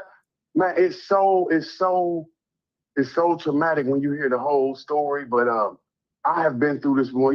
She has she's a diabetic. Okay. She has some medical issues. So those little situations they be having sometime when they flip out and you gotta hit them with the orange juice. Yeah. Yeah, see, you know what I'm talking about. See, that's why I call somebody like. So her friend called me a week ago and he was concerned and she was there. So that gives me a little relief. You know what I mean? But I gotta call people like you because you being a man of the community, you care, and this is when prayers get involved. Yes. See what I mean? I want you to understand that I had to dig deep several times to get out of jams that no one had control of. Like this is where you don't have control. You just offering me comfort on, okay, it could be there because she could have a point. You know what I mean? You just getting racing my mind down. But ultimately, who's to save me? The Lord. Right. Let me ask you something, CK. What have you called any of the hospitals there or anybody? I mean, does she have a neighbor or something that you have a contact number to that you can maybe have the neighbor knock on the door? Or have you checked that neighbor? I have to find the call log when I see the ATL area code, then hit him. Now we got contact. Go. Can you please check on my mom? Okay. And I'm like, let me ask you this. You got to be courteous with it. Okay. So, I just need to ask, have you checked, you know her address and where she stays and all of that. Have you called the district police department that she lives and just do a wellness check or something like that? Okay. Because that's okay. that, to be honest with you, bro, I'm getting a little disturbed. And I don't mean it in a bad way, because this is exactly what happened in my situation. So I need you to go ahead and handle your business, bro. You probably should be reaching out and trying to do some of those things, because you know my mother was in that situation. She had medical situation, and you know, yeah, you might want to just call and do it. We had to do that with my mom. It was a wellness check, is what it's called, a couple years ago, and yeah, you might want to do that. If it's been that long, if it's been some hours and you haven't heard from her or anything, you might want to do that, man, because she might just be passed out, and you know, she could be fine, but you don't want to wait too long before you make the moves that you need to make, so you can be there, you know, so somebody can be there for her. You see what I'm saying, bro? So just I would do that you right said now. Make the wellness. Yeah, I'm about to make the wellness check now. So you said just call the local police department and fire department. Yeah. What you say? She lives in Atlanta. Yeah, Decatur. Decatur. Okay, yeah, I would call Decatur police department. I'm not sure which district it is. I think they have 3 districts in Decatur.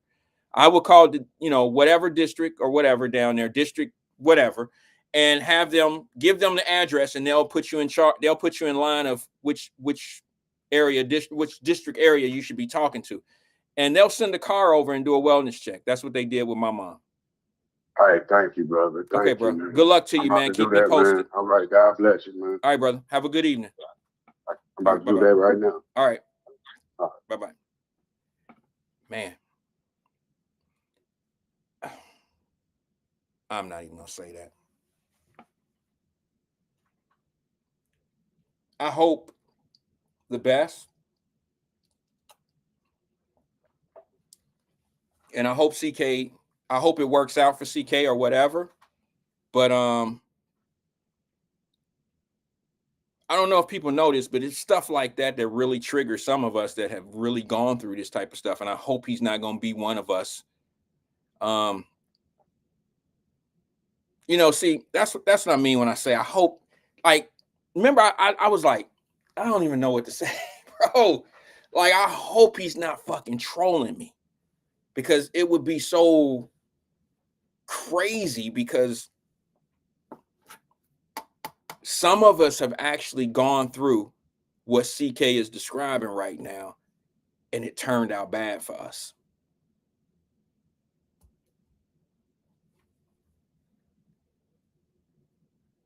So all I'm going to do is wish CK the best and his mom. For those that may have an extra prayer, just put it out there, because I don't think, you know what, something's telling me in my soul that he's not playing. You know, I don't think he's playing. I had it going at first, but I think he was serious. I think he was serious, because when he got the information, he didn't goof off about the information. He kind of exited the conversation, and he rolled out. See what I'm saying? Like, he took the information and he was like, okay, I didn't think of that. Everybody, first of all, speaking from experience, when you're shocked, when you're nervous, not shocked, when you're nervous as you know what, you totally lose how you think and how you function as a person. You'll be surprised. You know, you don't have as much common sense, and things don't come to you as easily when you're going through certain things, or when you trouble, because the worst things are spinning in your mind. Some of y'all know what I'm talking about. The worst things are spinning in your mind at the same time. You're not doing what you're supposed to be doing, because your emotions are all over the place. I don't even know how to describe it. It's an undescribable feeling.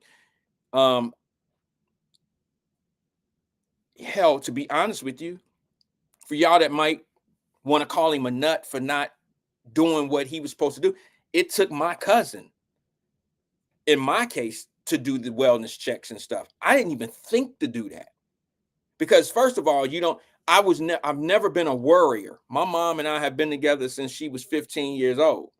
She's always been the mom to me, but she's always been a sister, and she's been strong. She's been the strongest person I've known my entire life.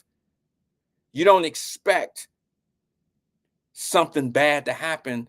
You know it's a possibility, but you'll be like, nah, not my mama. She'll call me in a minute. She probably went to the store or she ended up doing something. She'll get back with me. I think we all have done that, and we've taken it for granted. You know, those that have their mom, you probably still do it. You probably be like, oh man, mom, I can't get a hold of mama. And especially with boys, because we don't talk to our mamas every day. Like ladies, y'all tend to talk to your moms on a regular basis and y'all shoot things and y'all have these conversations. Guys, we tend to have conversations in spurts and this and this and that. So when we call, we might not get her right away. Might be an hour or two. She called back or whatever. You know what I'm saying? So we don't really worry that way. When it gets out of hand, then we start worrying and we're in a different space. You know what I'm saying? We start, like me, I never thought, you know, let's do a wellness check. My cousin Tamika called me and said, hey, we're gonna go ahead and do a wellness check. And I'm like, okay. You know, my mom lived in Phoenix, Arizona. And when I got the word, it was the week of my birthday. It was the first week of December. And I'm all the way in Ohio at that time. So I got a call that changed my life within an hour. Wasn't good news. But I didn't think to do, you know, the obvious, and that was call and get a wellness check. No, my family was on it, you know, my cousins and stuff like that. So yeah, I you know, I don't want to be too tough on CK. I don't want to be too tough on him. I know he can be a little, you know, raggedy in conversation sometimes, and he could bring things, and he could really jump from topic to topic and situation to situation. He can do that, and it'll throw off a situation like this. All right, it'll make it seem like you know, I've told him on the air, don't troll, don't do that with me, bro. I thought we was better than that. But see, this is what happened. And to be honest with you, this show could very well be his outlet. This show could have very well been the information that he needed to be able to do what he don't have. My cousin Tamika, everybody don't have Jerica, everybody don't have Sabrina, everybody don't have Linda, everybody don't have somebody in their life that they can get good, reasonable information or valuable information from. Everybody don't have that. You don't know what CK life is like. We don't know how many people he have in his life that he can rely on or who can give him information. You know, we don't know. So I'm gonna leave it at that. I just hope that he has I hope he has a good outcome. Mama probably at the casino. Mama probably on that nickel slot machine going hard. You know, I'm a half full kind of guy when it comes to that. Yeah. She out, she doing her, CK. Don't worry, brother. She doing her. She just forgot to let you know today was the day that she was going with some friends and they going to the casino. She probably at the buffet. You hear me? Let's wish that. All right, let me move on. Yesterday, there was a person who chimed in. It was a new name here on the platform. Sorry, guys. I was really hoping that they would have chimed in today as well. Her name was Tara. And she came in, she was like, she was like, Randall, I didn't know that was you. First of all, I know we wasn't really cool because you called me Randall. So, and I didn't know her because remember yesterday I was like, what was your nickname? Because we grew up in the hood. Everybody had a nickname, even if it was some fun shit. All of it was always fun. But we had Cow Breath, we had Cabbage Head, you know, we had Mellow Yellow. We had a bunch of different names for different people. I was like 2 of those names I just ripped off. But I asked, I said, what was your nickname? And she was like, I ain't really have a nickname. I was quiet. I said, nah, sis, you ain't Everybody had a nickname. If you was quiet sitting in the corner and didn't play with anybody, you was still getting a nickname where we from. You know what I'm saying? But guess what? I was wrong. I was absolutely wrong. I looked this young lady up. Her name is Tara. She came on the show yesterday. She was very pleasant. And she was very, very, she was nice. And she said, boy, you still look the same. But I couldn't put Tara. I'm thinking Laura Holmes, Lincoln Court, Richmond Village. I'm thinking, where do I don't know no Taras. She said,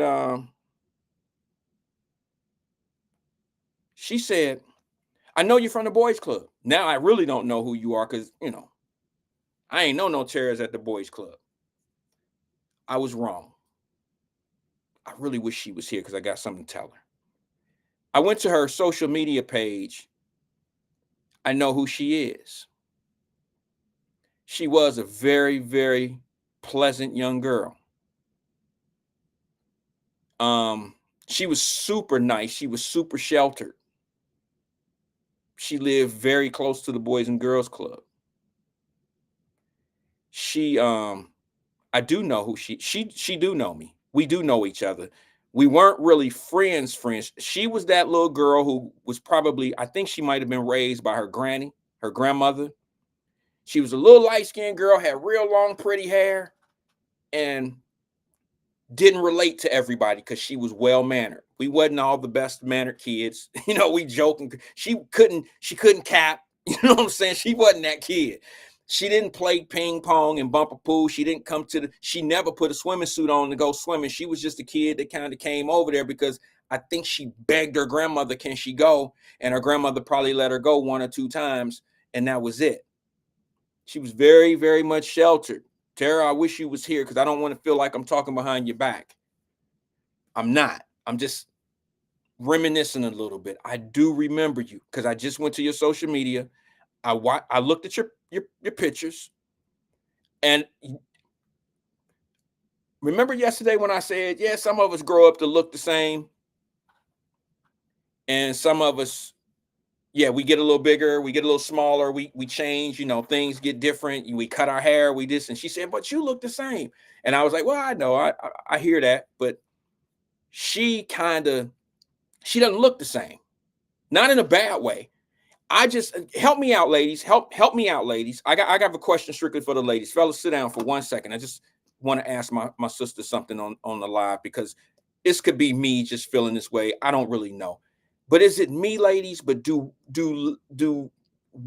girls mature more than men? When I mean that, I mean, do they not age, but do y'all change and look more so than guys?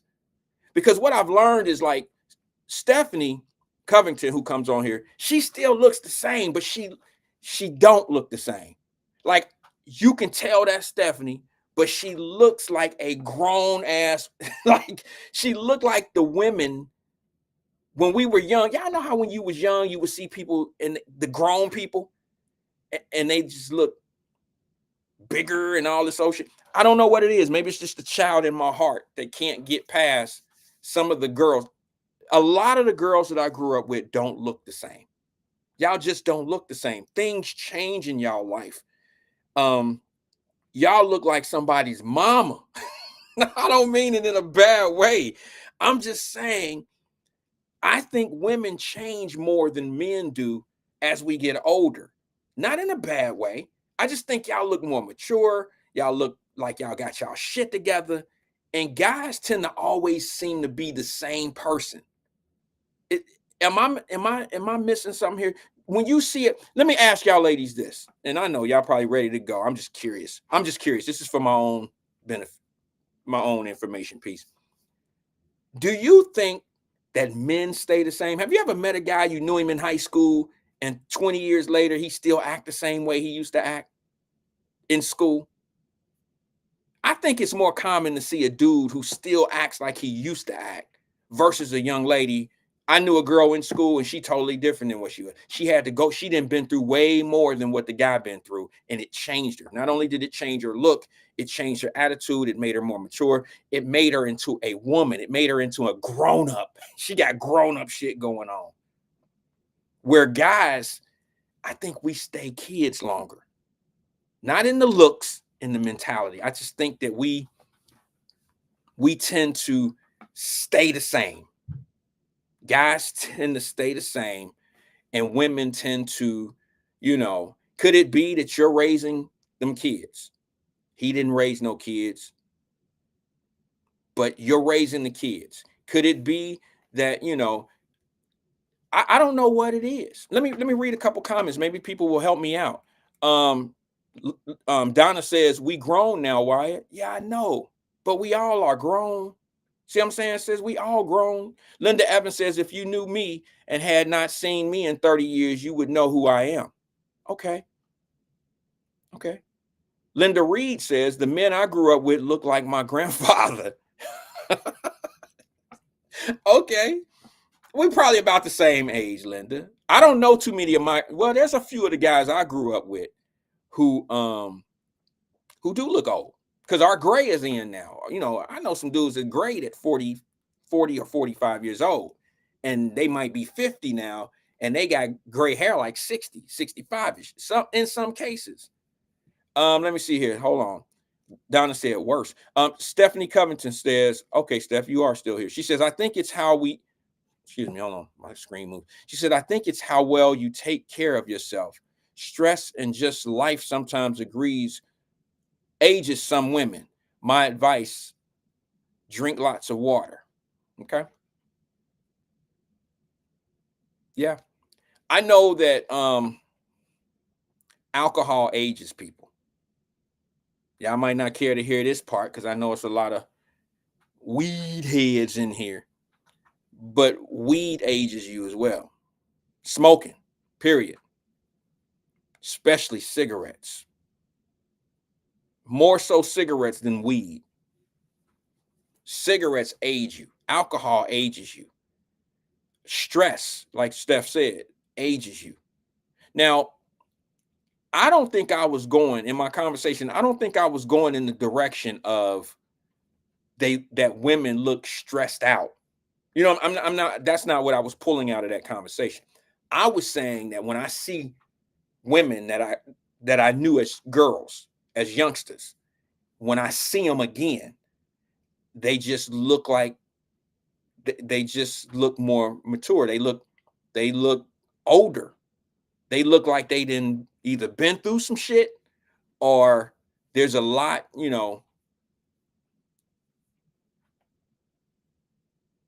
Sorry about that. I was reading. Somebody just said on the news, they said Diddy's human trafficking charge has been thrown out. Not the whole case, but that part of the case. Well, maybe we could talk about that tomorrow. But yeah, that's what I was saying.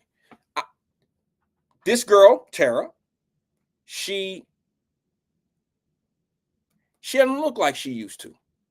Not in a bad way. I mean, she's still cute, still looks still looks good, but she just don't look how she used to. Like if you put me as a kid up, let's do it. I've been waiting for this moment my whole life. You put me up, I think I still look like that kid a little bit. And that's a really young picture of me. That's a really young picture of me. I don't know how old I am there. But there's some people that you can put their childhood picture up there to them and they'll be like, that was you? And I'm like, I just think that ladies tend, and not to mention, ladies go through a lot more when they go through pregnancies and having children and stuff like that. And y'all then went from, a regular body to, and this is not an insult. I'm just saying, the body, the body changes when they go through these pregnancies. It just changes, and It might not be, see, because I don't have a problem with skin on the bones and stuff like that. That ain't where I'm going with that. I'm talking about it changes your hair, the growth of your hair. You know, when ladies when they're pregnant and they have these babies, things change in their life. You know, how their hair grows back and how, you know, the things, and that changes their appearance. So not to get all up into that, because I know that's a sensible thing. I know. See, Regina just said, watch it, Wyatt. I'm not trying to do that.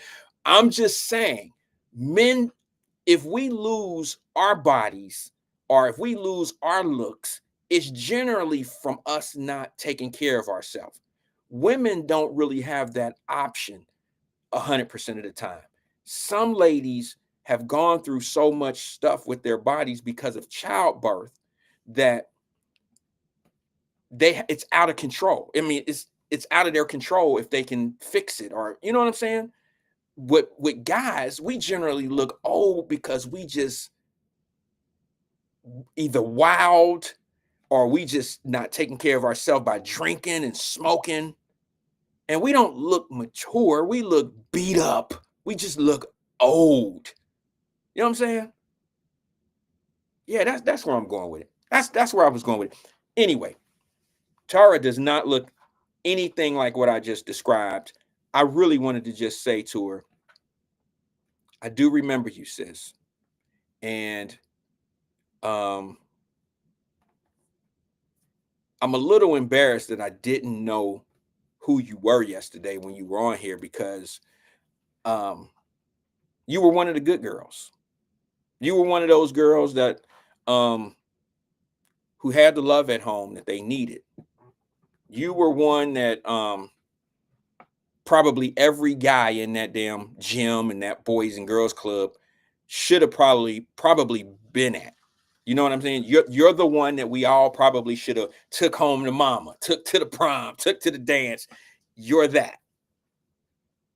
You know what I'm saying? You're that. You're the one who wasn't ripping and running the streets.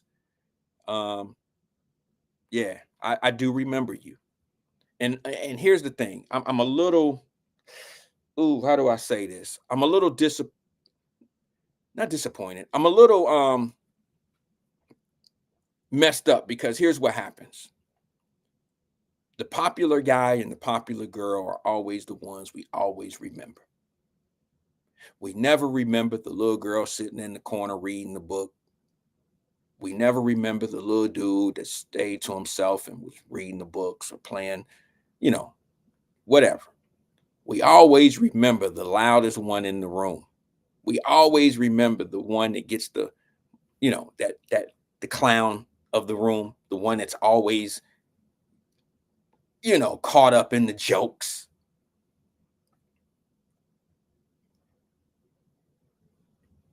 I think if some of that changed, I think some of the other things would change, if you can read between the lines.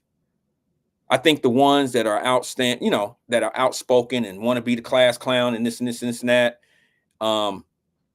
they generally end up with the same type of person, with the same type of. You don't remember that name, Donna? No, you wouldn't remember. You wouldn't remember her, Donna. I don't remember you coming to the club. I never seen. I don't even think you ever came. I ain't never see you at the boys club, Donna. I ain't saying you never been there. I just don't remember those days, because you real early in my life. Like I can remember everything in the neighborhood, damn near everything. You probably remember some things that I don't remember, but I remember your presence in the neighborhood. But some of the things that we did outside of Law Homes, I don't really remember like that. But this little girl was, yeah. And what's crazy about it is, you gotta, let me say this before I get up out of here. You have to be careful when you're doing these platforms, what you say, who you might be talking about, which club, which boys club, LeBlanc Boys and Girls Club downtown on Logan Street. It's gone now, but you have to be careful, because some things can be can be very disrespectful to some people, because it is their life. It is some of the things they've gone through. They didn't have any control of it. Their parents were this, their dad wasn't there. You got to be real. I have to be careful because I'm not in the business of this to try to insult people or make them feel bad or any of that. Because I come in here on my own time. I try to be real cool with everybody. I try to give you me. That's all I try to do. But that being said, I have to be careful what I say because believe it or not, Tara has been a focus of a conversation on this platform before. She might not know it. She may not know it. But if you've been here long enough, I've had a conversation about that little girl, not the woman. I've had a conversation about that young lady. And I remember even saying when I was having this conversation, I got to be careful what I say here because that girl could be a friend of mine on Facebook or on social media somewhere. And I don't want to sound like, I'm dogging her. I don't want to sound like I'm pounding down on her, dumping down on her. I don't want to sound like that. I'm just giving an instance of how life can be, there you go, Linda Evans, how life be lifing. But it's just so ironic. It was so weird that this young lady reached out through the show here. I've had conversations. I used her as an example of her life, making a point here on the show before. Because I tell you, I don't make up anything. I bring real life experiences, how they play out in today's world versus how they did when I was little. See what I'm saying?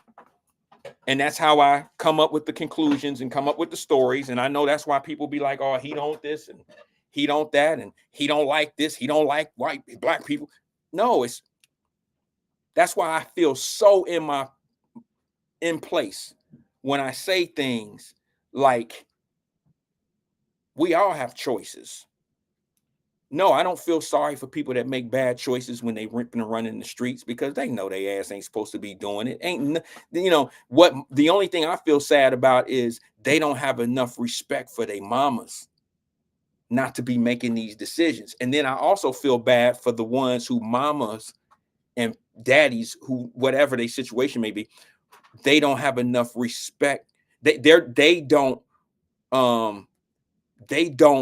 raise their kids strong enough to have enough respect for the mama and daddy to not want to disappoint them. That's why I changed focus a couple years ago. And I told you right here on the platform, I don't think we have bad kids. I think we have bad parents.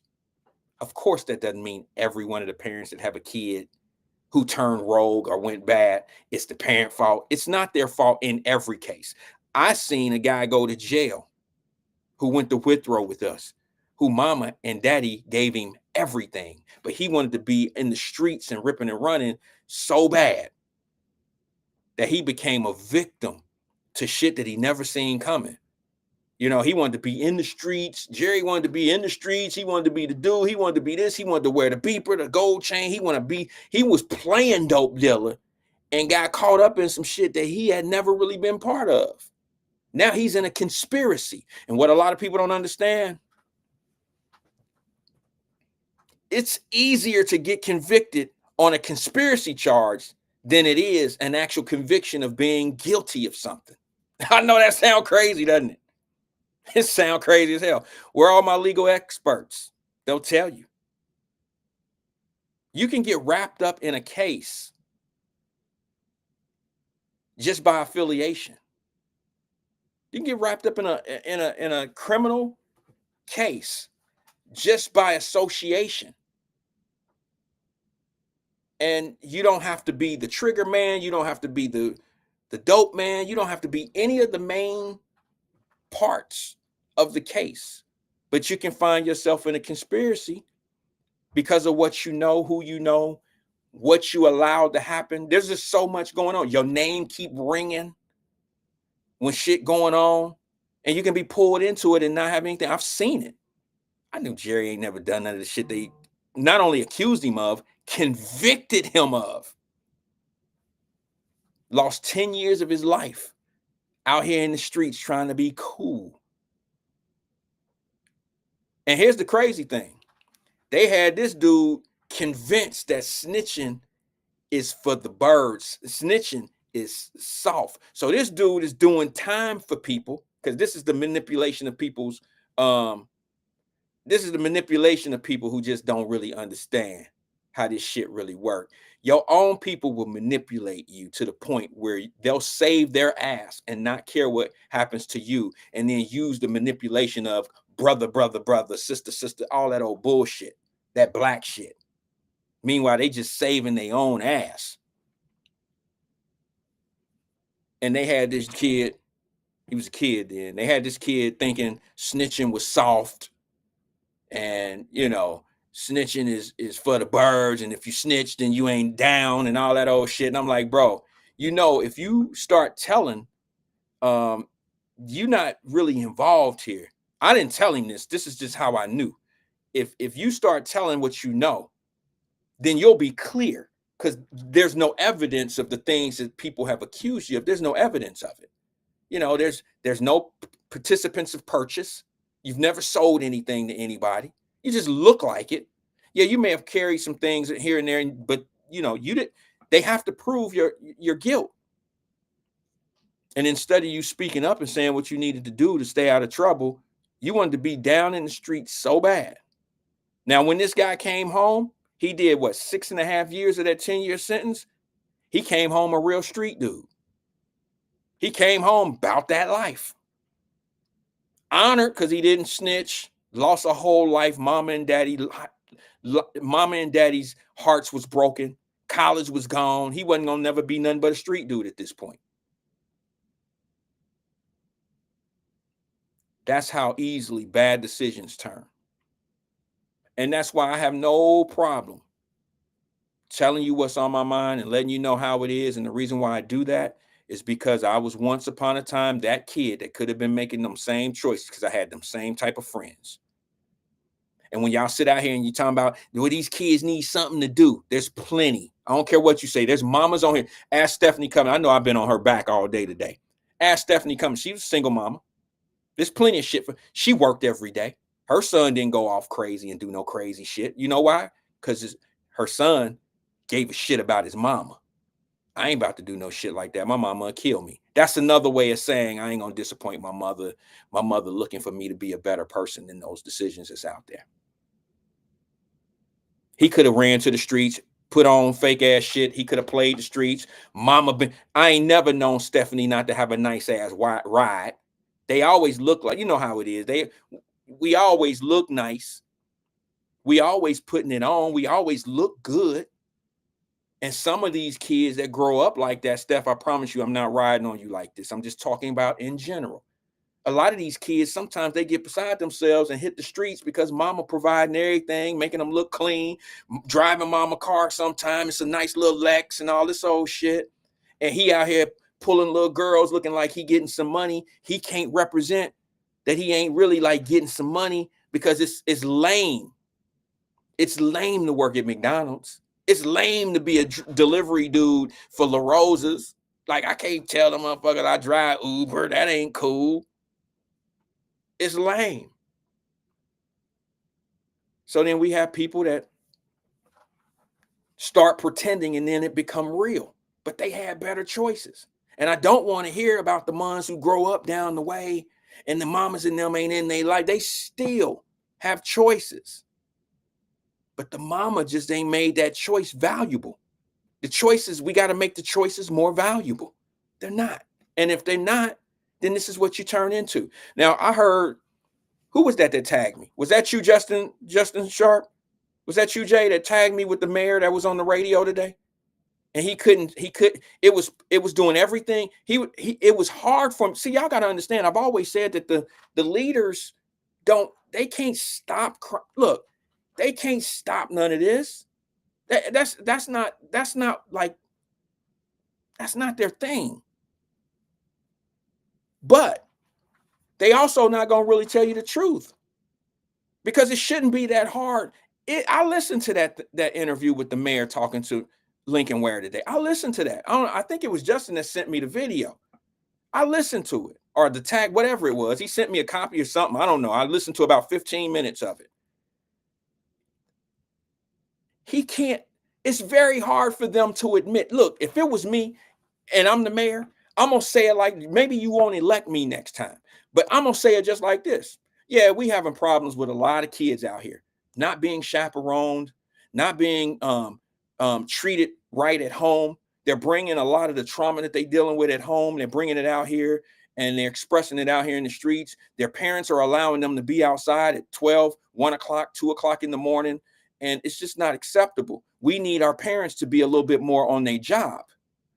I don't think, and I would say it with a straight face, as fluent as I possibly can.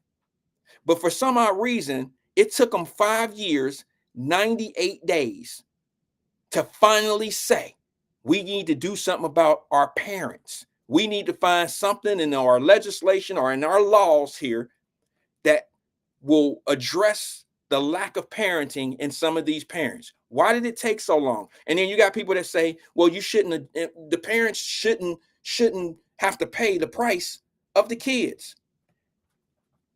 All I'm gonna say to that is, logically, you've tried everything else. You've programs, all big buddy programs, all programs, nonprofit organizations, programs, going down on there, watching the kids, putting money in the pot.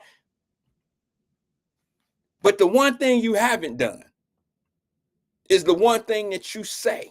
That's the hardest thing for you to say, hardest thing for you to do.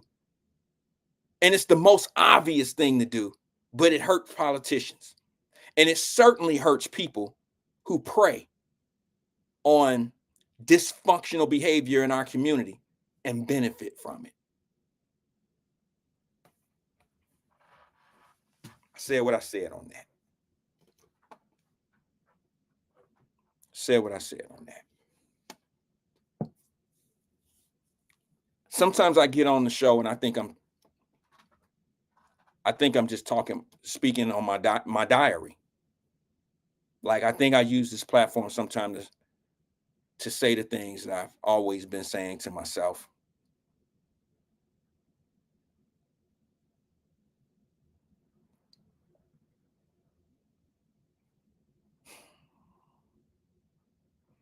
I think that's it for today, man. Yeah.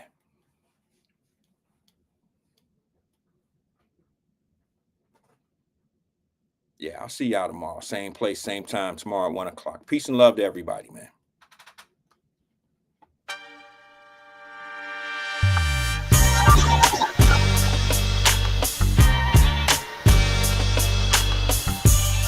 I just need y'all to bear with me for a minute while I talk about the pages of my diary. Yeah, listen up. I remember when I got started, my intention was to win, but a lot of shit changed since then. Some old friends became enemies in the quest to victory, but I made a vow, never let this shit get to me, I let it pass. So I consider that part of my history, and I'm strong, financially, physically, mentally, I'm on a whole nother level. And don't forget that I came from the ghetto. So a new house for my moms, that's special. I let you go and shop until your feet get tired. And a new Benz just for you to ride in. When I didn't have it, you provided. Don't be surprised that I built an enterprise, and my house got a view of the city like a high rise. Yeah. I'm just talking to my diary. I'm just talking to my diary. When I open up my book, I think about the world later. No ink in the pen, no lines on the paper. I'm just talking to my diary. I'm just talking to my diary. Sometimes when I got a lot of shit on my mind, I'm just staring at the sky. You probably thinking I'm high. I'm just talking to my diary. I'm just talking to my diary. Now puff past that, a nigga having flashbacks. I remember how it used to be. Now my money like NASDAQ, my checks you can cash that. I remember how it used to be. I used to be a starving artist, so I would never starve an artist. This is my passion, it's where my heart is. It gets the hardest when I think about the dearly departed. Like the nigga I started with, I know Easy can see me now, looking down through the clouds. And regardless, I know my nigga's still proud. It's been a while since we spoke, but you still my folks. We used to sit back, laugh and joke. Now I remember when we used to do all-nighters. You in the booth and Cube in the corner writing. We're in Shout out to my nigga Yella. Damn, I missed that.